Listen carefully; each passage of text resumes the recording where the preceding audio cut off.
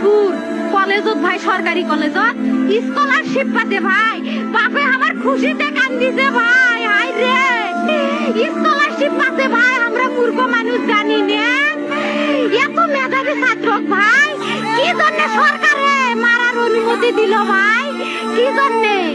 আমার ভাই রুকিয়া ভার্সিটির ইংলিশ সাবজেক্ট নিয়ে অনার্স করলো ভাই, 4 বছর হয়েছে ভাই।